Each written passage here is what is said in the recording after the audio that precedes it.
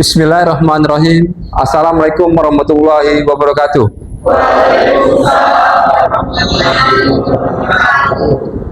Perkenalkan, saya Dr. Wani Subroto, Sarjana Hukum Magister Hukum. Pada semester ini, semester 2 atau semester genap, saya sebagai dosen pengampu mata kuliah pengantar hukum Indonesia.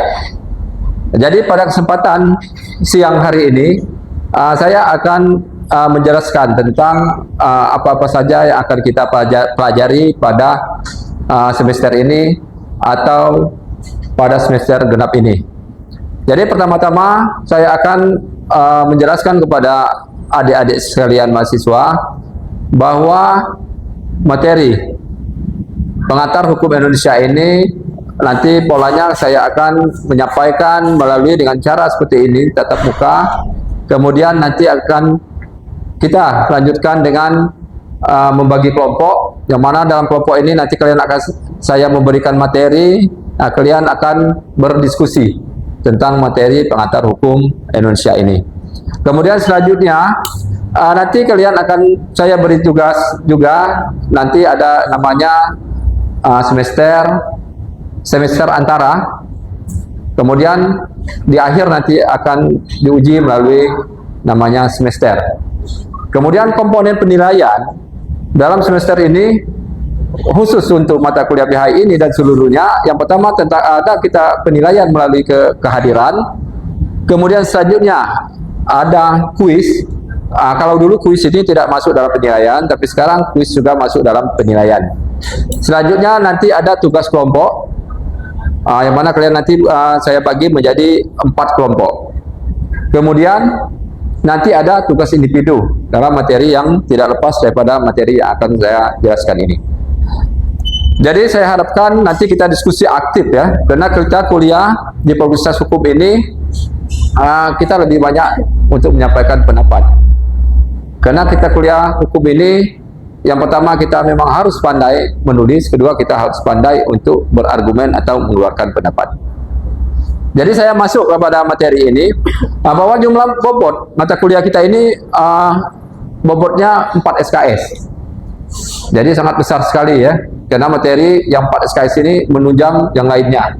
Jadi umpama mahasiswa dapat nilai A, maka ini bisa membantu mendongkrak nilai yang nilai bawah, karena bobotnya 4 SKS.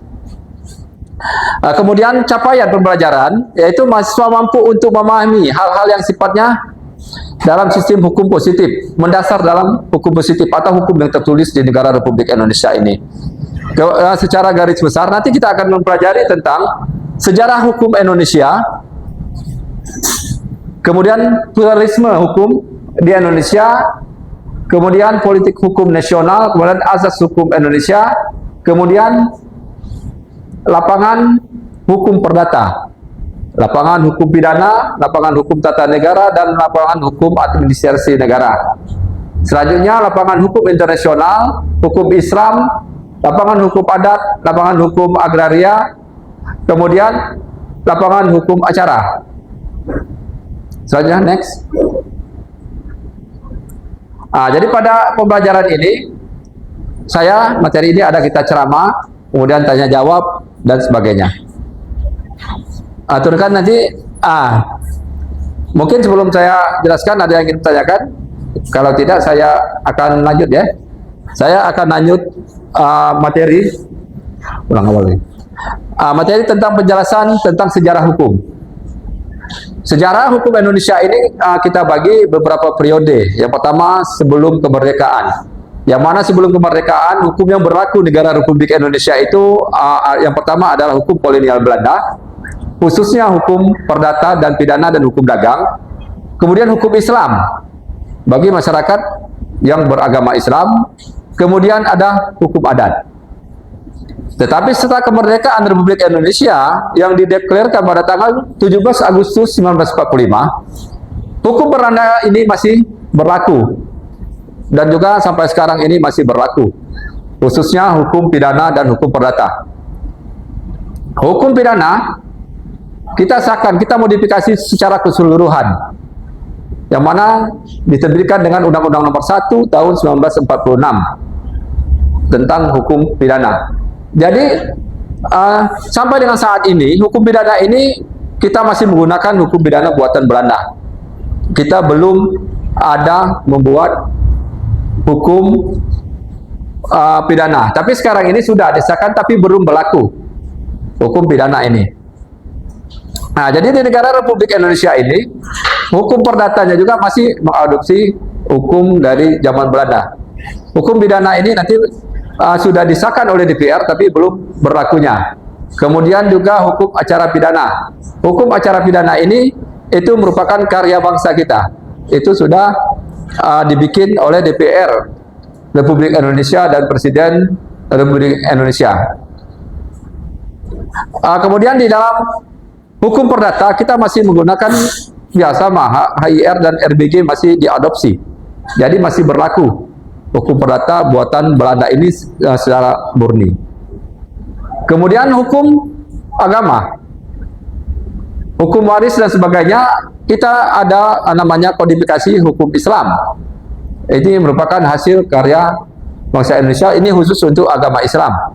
Dalam hukum perdata Islam ini, dia kalau kita beragama Islam mengenai waris, kemudian mengenai perkawinan, itu ada di dalam kompilasi hukum Islam ini. Kemudian selanjutnya di dalam hukum tata negara, administrasi negara, kita sudah mengenal tentang urutan tata perundang-undangan. Kemudian di dalam Undang-Undang Dasar 1945 atau konstitusi itu mengatur semua hak azazi tentang hak azazi manusia. Komponennya nanti diatur di dalam pasal-pasal, yang mana di dalam Undang-Undang Dasar 1945 ini kita sudah menjalani 4 kali amandemen. Amandemen ini merupakan suatu perubahan Undang-Undang Dasar. Undang-Undang Dasar ini kita bisa berubah sesuai dengan pasal 37. Kita bisa merubah konstitusi atau Undang-Undang Dasar ini dengan beberapa syarat yang diwajibkan di dalam Undang-Undang Dasar 1945 itu sendiri. Jadi ini merupakan sejarah tentang hukum di negara Republik Indonesia ini. Sebelum saya lanjutkan, silakan kalau ada satu pertanyaan. Ya, silakan. Saya ingin bertanya, Pak, tujuan dibentuknya hukum itu apa ini? Ya, tujuan dibentuknya hukum ini yang pertama untuk kepastian. Untuk kepastian, kemudian menjamin hak-hak warga negara. Kemudian untuk ketertiban. Bagaimana kalau tidak ada hukum? Pasti negara penduduknya akan kacau. Karena hukum ini dia mengadopsi kebiasaan, mulai dari kebiasaan-kebiasaan kemudian berlaku secara universal. Kita umpamakan, kalau hukum ini tidak ada, pasti terjadi benturan, terjadi penyerobotan, terjadi penganiayaan, terjadi perampokan dan sebagainya. Jadi hukum ini untuk membatasi, untuk melindungi dan untuk memberikan kepastian hukum di dalam masyarakat. Jadi pada intinya hukum ini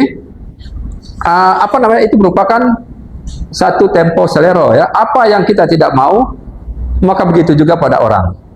Kita tidak mau dipukul, ya, orang juga tidak mau dipukul. Maka terbentuk hukum ini untuk memberi patokan bagaimana caranya kita hidup ini damai, kita hidup ini tentram, kita hidup ini tidak mengganggu privasi orang lain atau tidak mengganggu kepentingan orang lain. Itu fungsi daripada hukum. Kemudian selanjutnya,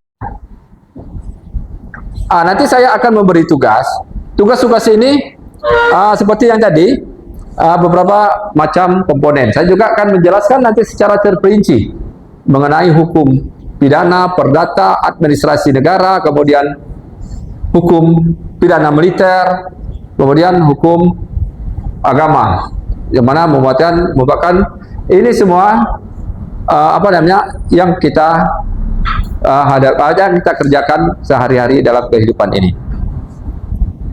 Jadi nanti kelompoknya kita akan diskusi bagaimana pendapat kawan-kawan tentang permasalahan yang akan lontarkan oleh kelompok 1 kelompok 2, kelompok 3 akan menanggapi dari materi yang akan mereka kerjakan.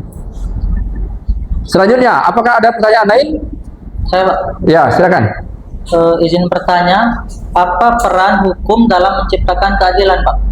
Jadi peran hukum dalam menciptakan keadilan sama seperti saya bilang tadi, dia merupakan hukum itu adalah norma. Hukum itu adalah rambu-rambu. Tujuannya yaitu untuk mencapai keadilan. Apakah hukum itu keadilan akan tercapai? Belum tentu. Banyak aspek yang akan mempengaruhi keadilan itu sendiri. Karena arti keadilan itu tidak mesti sama rata. Kan tadi keadilan itu ada menempatkan sesuatu pada tempatnya. Jadi adil menurut versi kita belum tentu menurut versi orang lain. Nah, maka di sinilah dibentuknya adalah hukum. Jadi persepsinya sama. Menilai sesuatu itu akan sama ketika kita ada undang-undangnya, ada peraturannya. Yang mana peraturan itu nanti ada sanksi. Peraturan itu ada sanksi. Kalau dia tidak ada sanksi, maka peraturan itu tidak akan sempurna. Peraturan itu tidak akan berjalan sesuai dengan apa yang kita inginkan. Jadi pada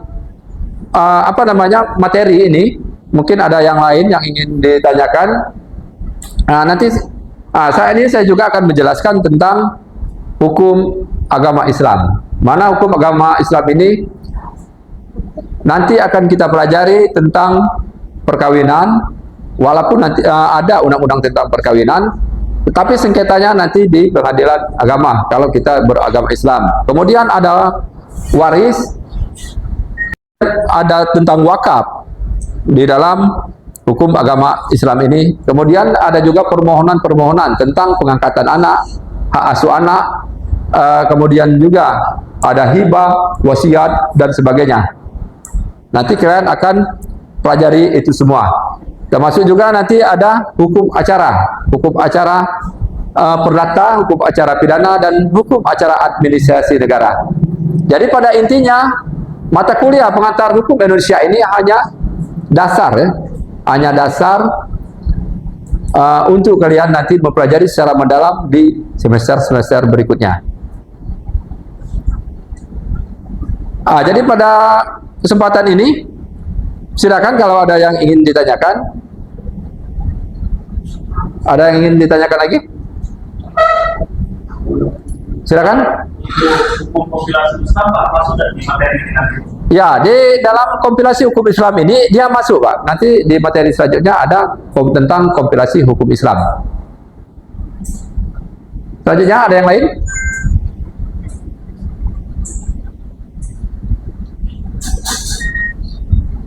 Ada yang lain silakan tentang materi ini.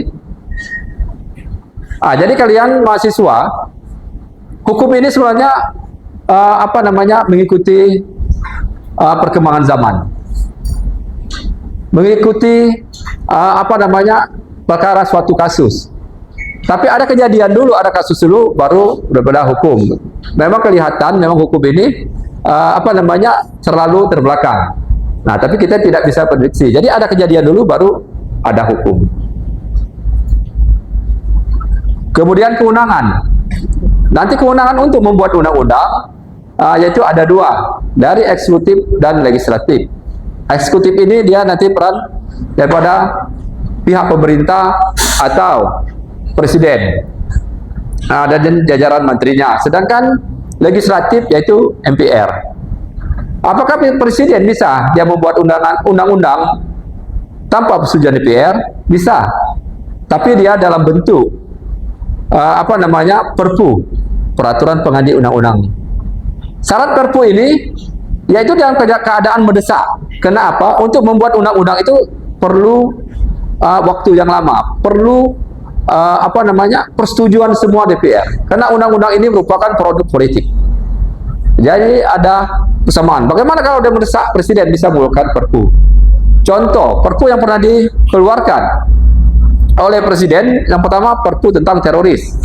Saat itu ada kejadian bom Bali, Ambrosi dan sebagainya. Kita belum ada undang-undang, maka presiden akan mengeluarkan Perpu.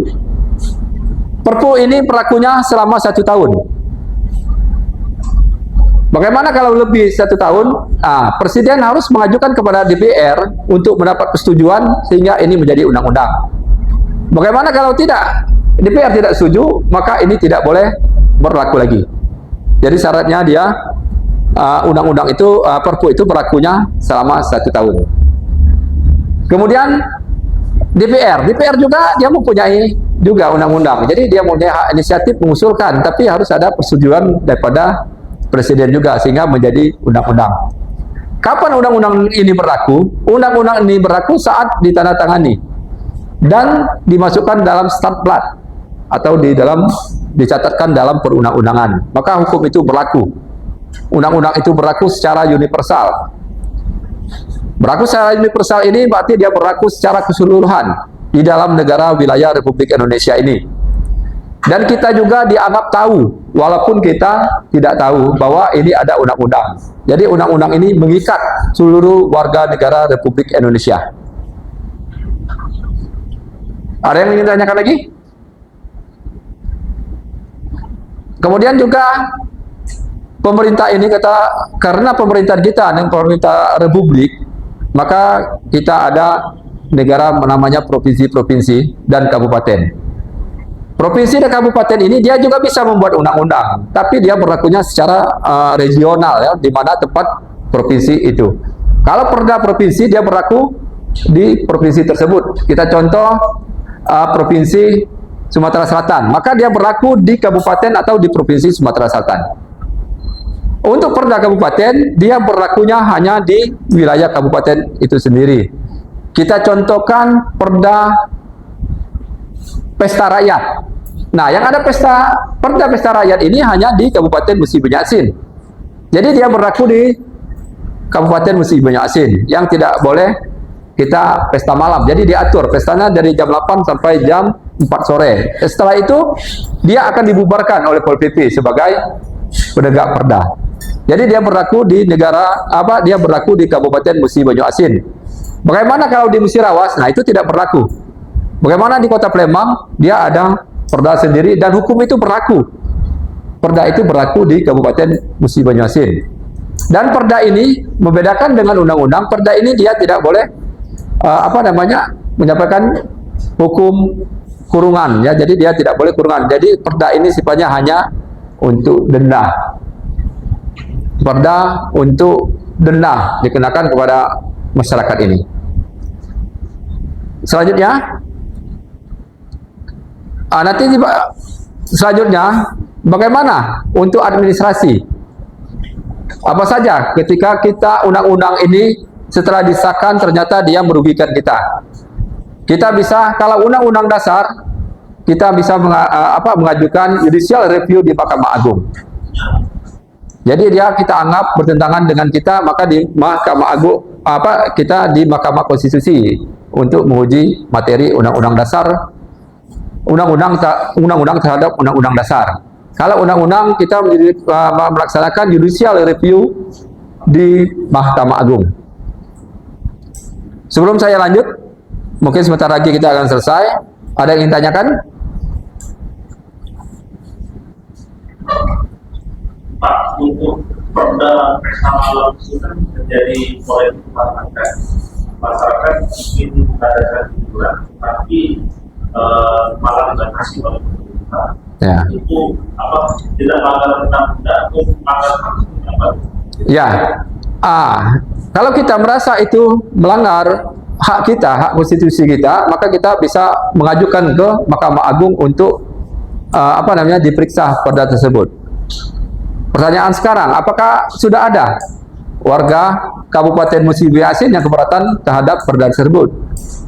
Kalau ada, silakan ajukan ke Mahkamah Agung. Kalau tidak ada, berarti dia mengikat keseluruhan. Tapi di dalam konsideran perda tersebut pasti ada manfaatnya. Yang pertama dia untuk melindungi generasi muda dari bahaya narkoba, melindungi generasi muda dari bahaya prostitusi. Jadi tujuan Bupati dan DPR Kabupaten Musi Banyu-Asin membuat perda ini untuk menjamin keselamatan pemuda, kemudian anak-anak di Kabupaten Musi Banyu-Asin jangan sampai terjerumus dengan pesta malam, dengan narkoba, dengan miras, dan juga dengan prostitusi. Kemudian juga hukum ini ada batasan juga. Hukum perdata, untuk mencapai kesepakatan dalam hukum perdata itu ada pasal 1320 tentang KUH Perdata, yang mana suatu perjanjian atau kesepakatan ini berlaku dengan syarat yang pertama dia dewasa, kemudian cakap, ketiga hal tertentu, keempat kausa yang halal. Jadi ini keempat inilah untuk membuat perjanjian yang sah menurut hukum. Bagaimana Pak? Itu kan sudah terlambat ya, sudah ketinggalan zaman yang kita bicarakan tadi. Nah, nanti kita juga ada sudah menjadi undang-undang tentang transaksi elektronik. Jadi kesepakatan itu tidak harus, kalau dulu menurut penjelasan 1320 ini kita bisa perjanjian itu harus bertatap muka. Tapi dengan perkembangan teknologi, ya semuanya sekarang sudah online. Kita tidak bisa membedakan juga. Ketika kita transaksi atau kita COD suatu barang itu, penjual dan pembeli ini tidak bertemu muka. Dia tidak tahu apakah yang membeli ini anak-anak, cakap hukum atau tidak. Jadi ini perlu pengaturan-pengaturan yang baru lagi. Sekarang anak-anak di bawah umur, karena menurut Undang-Undang Perdata ini 21 tahun kan, dia bisa, anak SD, SMP dia bisa COD, beli barang, beli baju dan sebagainya secara online. Nah ini perlu juga nanti kita kaji juga bagaimana aspek hukumnya. Karena kesepakatan, kalau dulu kesepakatan itu ada para pihak, ada saksi ya. Kita bisa juga membedakan apa ini umurnya sudah masuk umur atau belum, apakah cakap atau tidak. Yang dimaksud dengan cakap itu ya dewasa yang pemikirannya sama sesuai dengan umurnya, bukan dengan di bawah tekanan atau ada unsur paksaan. Bagaimana kalau dia cakap kemudian dia belum dewasa, maka itu bisa dibatalkan. Transaksi lagi, bagaimana kalau itu barang terlarang yang dilarang dengan undang-undang, maka itu bisa dibatalkan demi hukum. Contoh, kita jual beli narkoba, jual beli ganja yang tidak sesuai dengan perundang-undangan, maka itu batal demi hukum.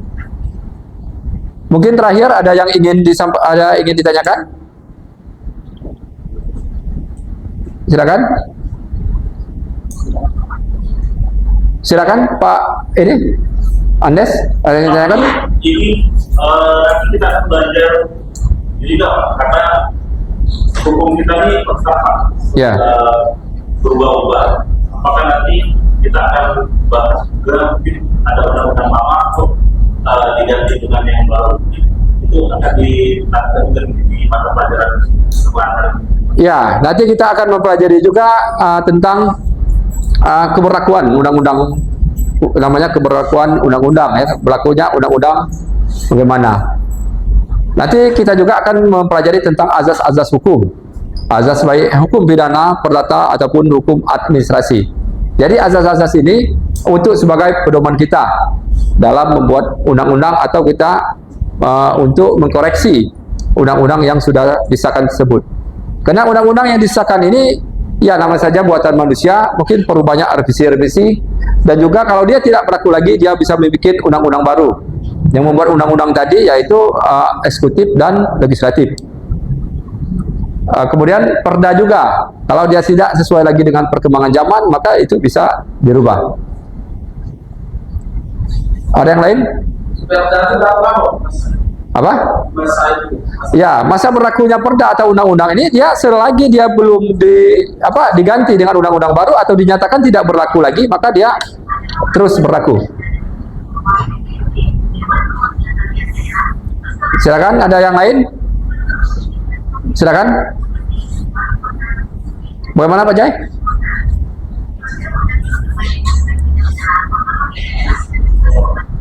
Ya silakan, ada ingin pertanyaan lagi?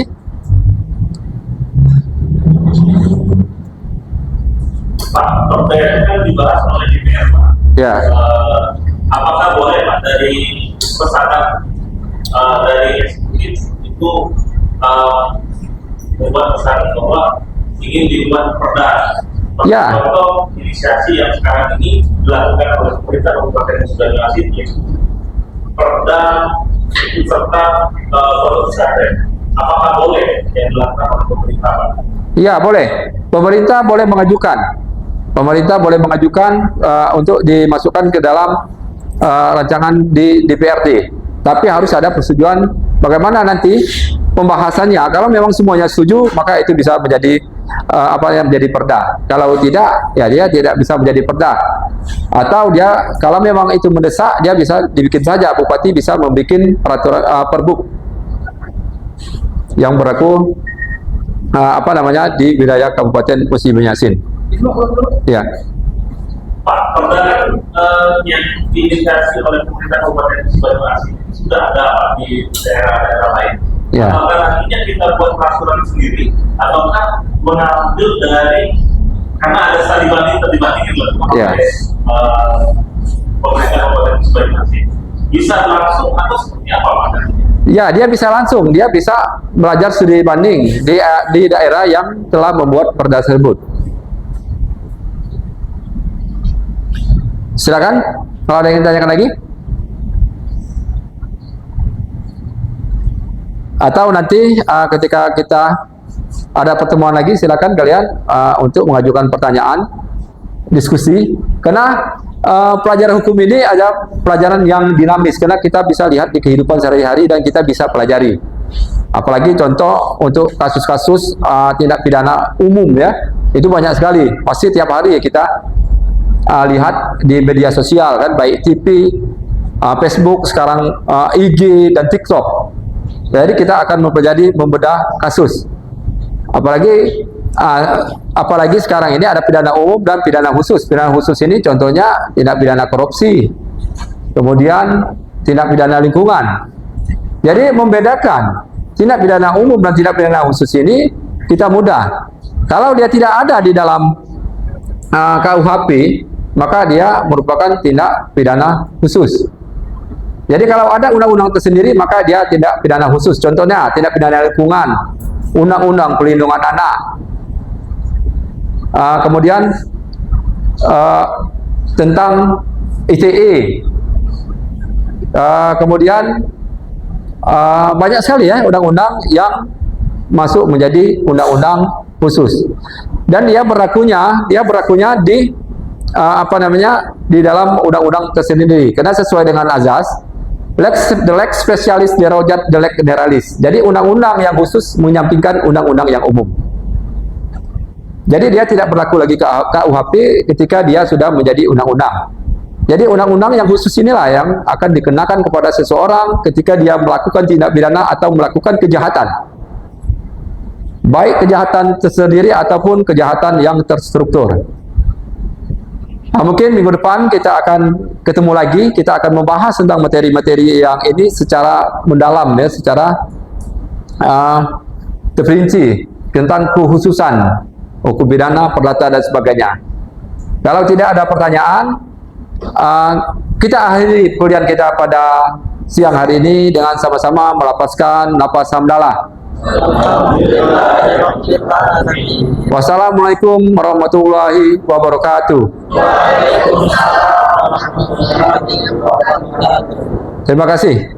Silakan kalau pulang, silakan. Ya.